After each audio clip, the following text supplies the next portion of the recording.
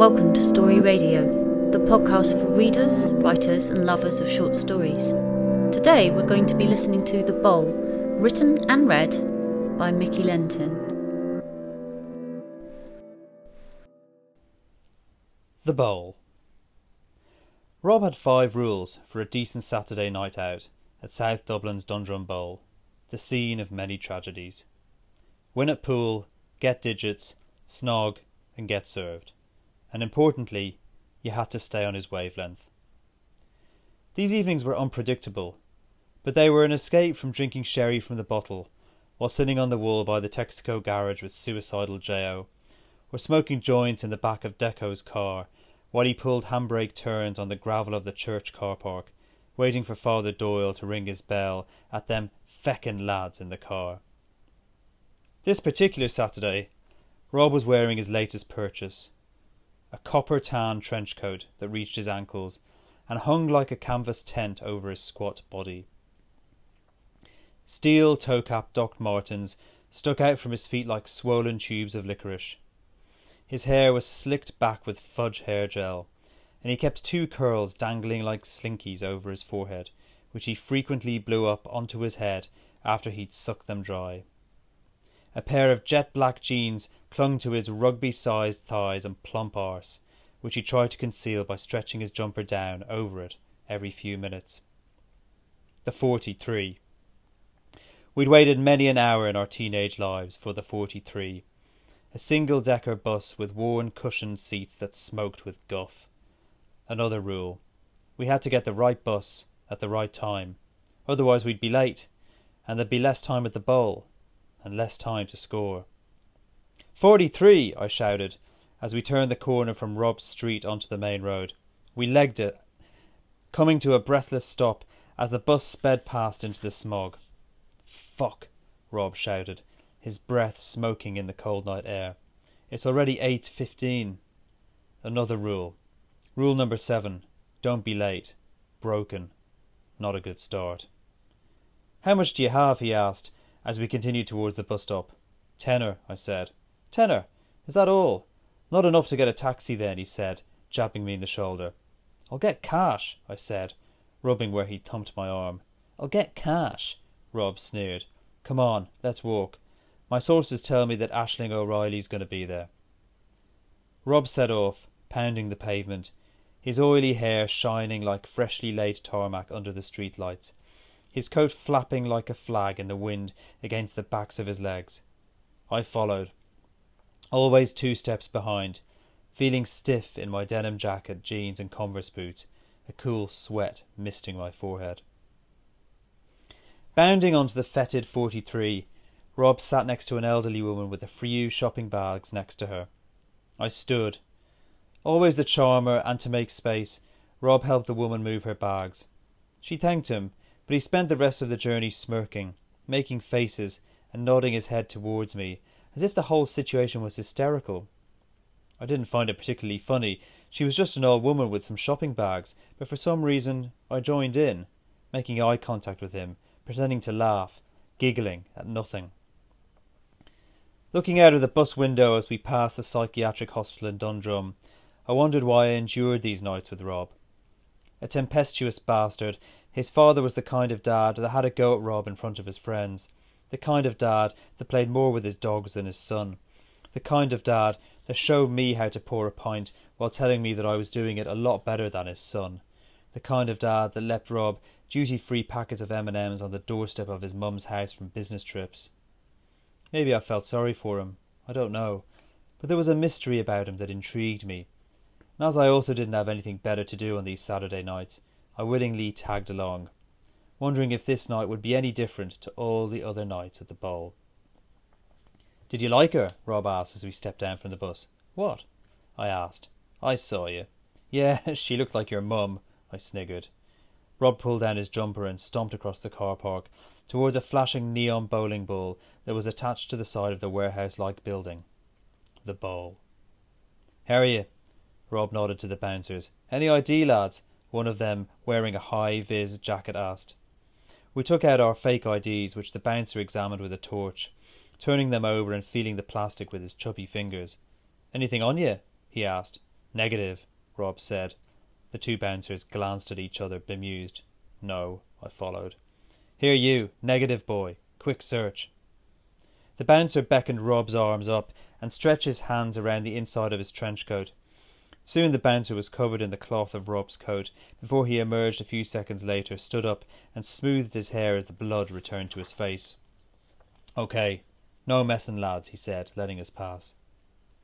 We entered into a dark reception under flickering strip lighting, a smell of boiled sausages filling the air, our shoes sticking to the squidgy carpet. The sound of bowling balls cannoned against the walls like rolls of thunder, and the incessant tinkly sound of slot machines and arcade games reverberated around the low-ceilinged building. £2 entry, lads, a girl with braces on her teeth and blonde hair tied in a bun said. We paid, headed over to the bar and ordered 2 portions of chips and 2 pints of lager. Any ID? A skinhead with a frayed shirt asked. We flashed him our IDs. Not tonight, lads. What? Rob said. Look, they let you in, but I can't serve you. All right. But we come here all the time, Rob insisted. He shrugged. Nothing I can do.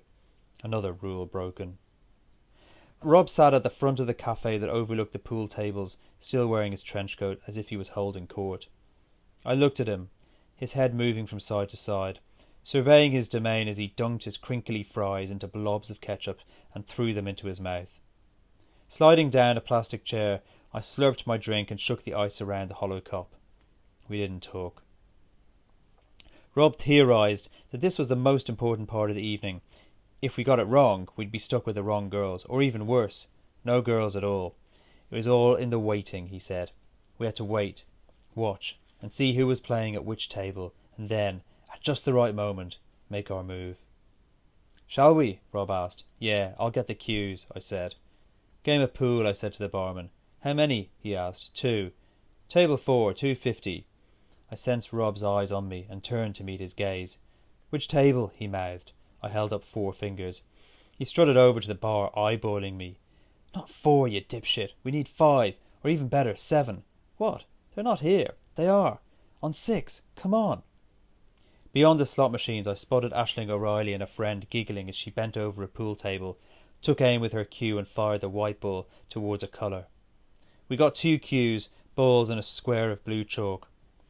Rob unzipped his trench coat, twisted his cue jiu-jitsu style around his back and carried it like a sword in front of his body.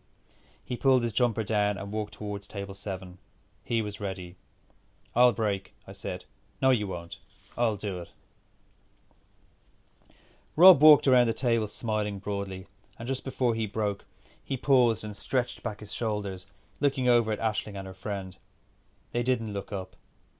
Aisling was tall and skinny, and her permed hair sat stiffly on her head like frizzy, dry pasta. She was pale and freckly, and had a hairy mole on the side of her nose, and was wearing an unzipped white hoodie that showed off a cropped t-shirt. Rob broke and spun around in his heels, the balls clattering against each other like tiny comments, before cushioning against the sides and coming to a stop on the green felt table. I started to play, getting lucky every time I struck the ball. After a few minutes I'd cleaned up. We started a new game. Rob didn't get a look in. I wondered at some stage if I should let him win one, just to make him feel better, but something in me wanted to test his nerve. I broke, and once again potted most of the balls, before he faltered and accidentally potted the black. My game. We continued for the next 10 minutes. He stopped halfway through game 3, put down his cue and took off his trench coat, carefully folding it and smoothing it onto a banquette. Frustration steamed off him like a boiling kettle. As I played, he poked me in the arm with his cue in an effort to distract me. I didn't respond. He poked the back of my cue just as I was about to take a shot, making me miss, so I set the balls up again. He did it again, so I stared at him for a few moments. He did it again, and then burped in my face, before jumping aside, leaving a waft of vinegar lingering in the air. Fucking prick, I said, under my breath. Rob played a double, potting a red, and looked around to see if anyone had noticed. Nice shot, Robbie, Aisling said, sauntering over. Learnt all my tricks from him, Rob said. Game of doubles, lads? She asked. We left table 7 and headed over to 6. I purposefully chalked my cue, eager to play. You break, Murph, Rob said, now playing the nice guy. I lined up the balls, removed the black plastic triangle and broke.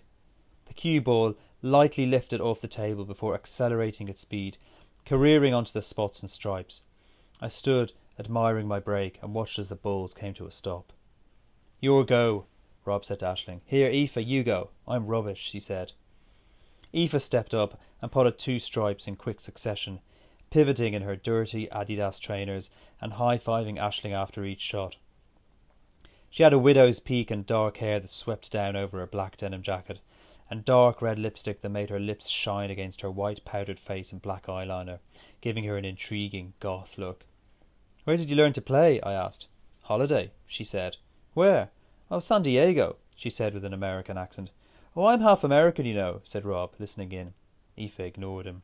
"Yeah, it was cool. I have cousins there," she continued. "Oh, cool. Did you go to, like, Hollywood and stuff?" "No, that's LA," she said. "But yeah, we went all over, and they play pool everywhere, so you just pick it up. Here, I'll show you." She showed me how to bridge my fingers on the table, holding my hand with her nail-varnished fingers, and stood behind me to demonstrate how to position the cue accurately and visualise how to strike the ball. "My secret weapon," Aisling laughed. As Aoife and I played, Rob sat next to Aisling on the banquette, flicking his oily curls every so often with his head, his knee jerking up and down, up and down, up and down. He inched closer to Aisling and turned to look at her before resting his head on her shoulder like a needy child and closed his eyes. Aisling let him rest there for a few moments before abruptly standing up and headed to the bar, leaving Rob alone, sucking his ringlets of hair. "How did you get served?" Rob asked Aisling incredulously as she placed 2 pints onto the wooden edge of the pool table. "Sure, I know the bar staff," Aisling said. "Are you done yet?" Rob asked, standing up. Aoife and I ignored him. "Here, give us the cue," he said. "What?" I asked. "Give us the fucking cue. It's not your go." He snatched my cue, spun it aggressively, walked over to the table and started to fire the balls randomly in all directions, licking his lips. "Did you see that?" he asked. No one responded. "Look at this. My secret weapon," he said, as he tried a shot behind his back, which failed to connect. The tip of the cue digging into the table, leaving a blue skid mark of chalk.